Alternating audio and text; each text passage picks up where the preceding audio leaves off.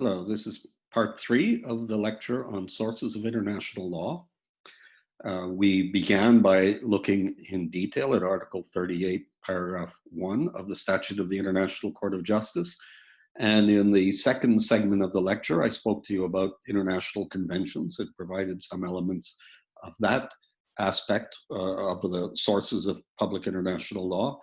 And now we turn to international custom, which is, one might say, the unwritten law. Historically, custom, of course, was much more important than international conventions. And if you were studying public international law 100 or 110 or 115 years ago, you would be talking mainly about custom. And over the course of the last 100 years or so, more and more customary rules of international law have become codified in treaties. And so today we have a situation where the two bodies of law exist in parallel, and often we have rules of customary international law that are also rules of treaty law. And indeed, we're at a situation where it's almost as if these two bodies of law have largely merged, certainly in some areas of public international law. There are exceptions to this, and one of them I think that's very striking is in the area of international human rights. So we can, if you asked 100 years ago an international lawyer, an international legal expert, whether customary international law dealt with immunities of heads of state and of ambassadors, they would say, well, of course, the law is essentially customary. If you asked them if the law of the sea was what governed the law of the sea, and they would say, well, there were customary rules that deal with the law of the sea and that treat such issues as maritime boundaries and piracy and similar matters. And I could go into we could look at other areas and find that there was a great deal of customary law, but very little codification. In an area of dealing with armed conflict, the law of armed conflict, what today we call international humanitarian law, there was a great deal of customary law, very little codification. Codification was only beginning about 100 years ago, and now we have very, very detailed treaties. In the case of human rights, it was somewhat the opposite. Human rights law is a body of law that developed really since the Second World War. And so if we went back a century and asked an international lawyer, what's the customary law of human rights law? They would say, what are you talking about? What are you talking about? What a state does to its own people, how it treats them, whether it tortures them, whether it executes them, whether it discriminates against them. They would say that's a matter of internal jurisdiction. And international law is not concerned with that because it respects the sovereignty of states. And so what's happened over the last century, really since the end of the Second World War, is that the law of human rights really emerged through codification, through declarations and then conventions, like the Universal Declaration of Human Rights and the Covenants on Civil Rights and Economic, Social, and Cultural Rights adopted by the United Nations. There's a huge body of law, and at some point we'll discuss maybe in more detail the treaties, the conventions that govern human rights. But nobody talked about custom of human rights. And it's only more recently, really since the 1970s, that we have discussions about what the customary law of human rights might be. Where do we use customary international law? Well, of course, customary international law can be invoked before the International Court of Justice, and it often is. And there are important decisions of the International Court of Justice dealing with the application of customary law. We also, let's just go ahead here, we also see it before national courts. So here is an example, national courts. This is a judgment of the United Kingdom Supreme Court from 2017, only a few years ago. And in there you can see these paragraphs that I think in many ways neatly summarize the status and situation of customary international law here in the law applicable in the United Kingdom. In paragraph 181 in the Belhaj judgment, the judges say, state immunity is a rule of customary international law which requires states to accord each other immunity from the jurisdiction of their domestic courts in respect of their sovereign acts. And then they go on to cite a case, a decision of 2012 from the International Court of Justice. So here is an example of a domestic court looking to the case law of the International Court of Justice for the interpretation of customary law. And of course, it's also an example of the International Court of Justice applying customary law. And then they go on in paragraph 182, the judgment says in the United Kingdom, effect was given to the rule of international law by the common law for some 3 centuries before it became statutory with the enactment of the State Immunity Act, 1978. So what this is doing is recognizing that rules of customary international law are also rules that can be invoked before the courts in the United Kingdom. And the judges will apply. And they point out that for 3 centuries, judges apply this rule of customary international law without there being any legal basis in UK statute law. So since 1978, we have a statute that governs this. And so there's no real need for judges of the United Kingdom then to look to to customary law anymore in order to address these issues. And that's because we decided in UK law to codify the obligations of the United Kingdom under customary international law. But if that had not been done, our courts would continue to just rule on these cases and say that this is a rule of customary international law. We'll see this similar type of debate will take place in a body like the European Court of Human Rights. They could have a case that would come up through the courts from here, from the UK. Think of an example of somebody who claims that they were a victim of violence of some form by someone who benefited from diplomatic immunity. We have such a case.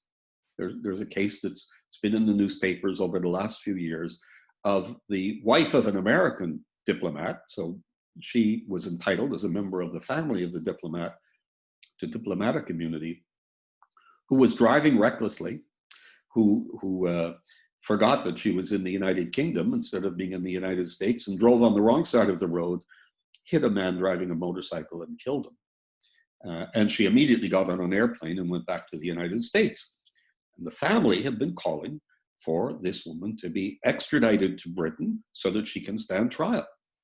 And perhaps they also want to sue her under civil courts. In any event, the United States has refused to extradite her, invoking her immunity.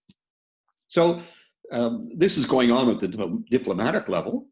Our government has said they've asked the United States to waive the immunity, which they can do, but the United States has not done that. And so we're waiting to see how this will play out. At some point, the family may take judicial remedies, and that could lead them to Strasbourg, to the European Court of Human Rights.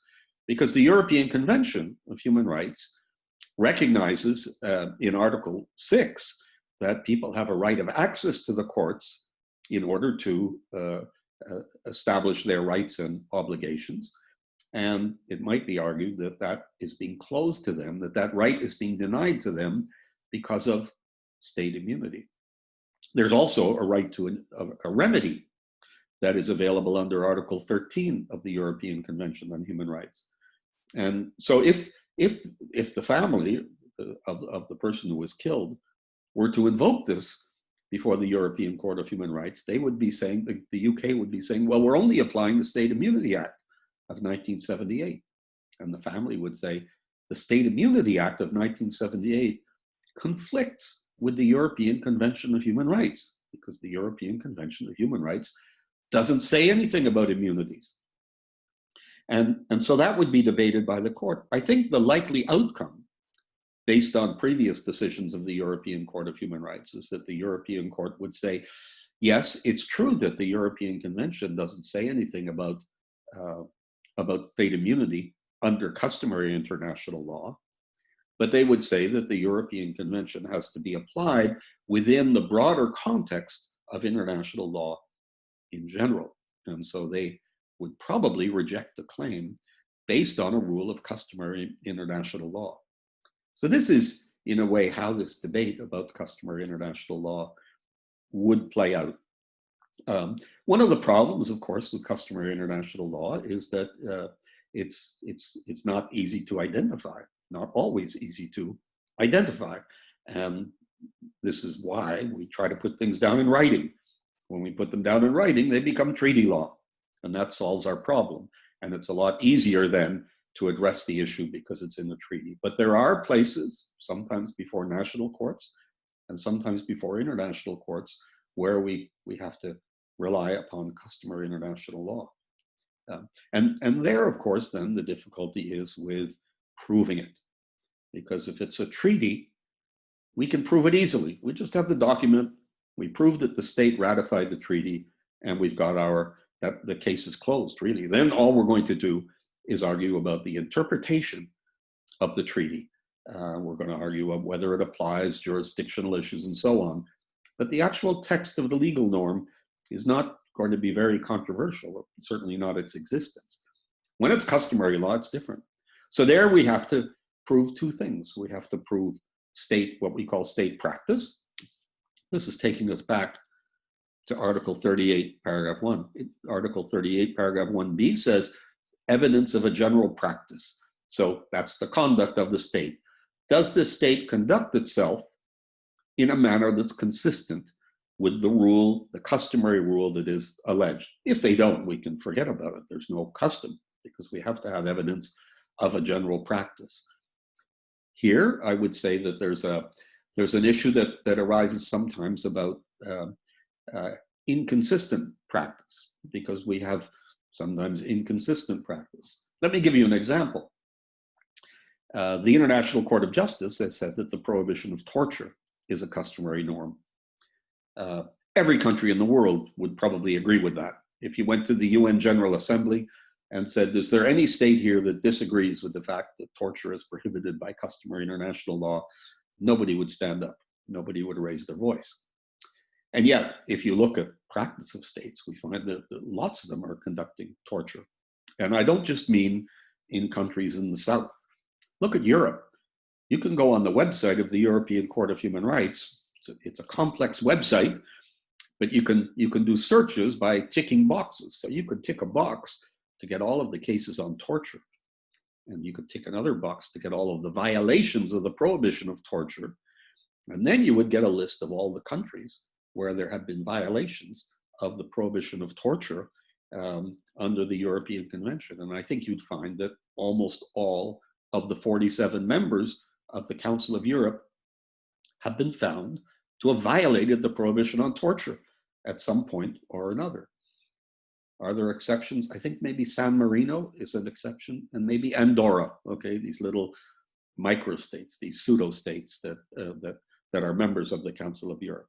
So the International Court of Justice has said that violations of a norm don't conflict with the idea that it is still part of a general practice. And then the other part is that it's accepted by law. And I told you in the last lecture, we use a Latin expression for this, often, opinio juris. But what we need is evidence that the state not only conducts itself in such a manner, but it does this out of a sense of legal obligation. And we'll find evidence of legal obligation, for example, again, in the area of human rights. One of my favorite sources is what's called the Universal Periodic Review, conducted by the Human Rights Council of the United Nations, because there, states come and tell other states at the council what they're doing in terms of human rights, and they're doing it in an environment where they're being asked to explain what their obligations are under human rights. So those reports that they make are in many ways evidence both of a general practice, but also of the fact that they consider that they are doing these things because of a legal obligation. Well, I think I've gone on for long enough, and I think that what we should do now is we'll stop and we'll pursue our discussion during the question and answer session. I look forward to seeing you then.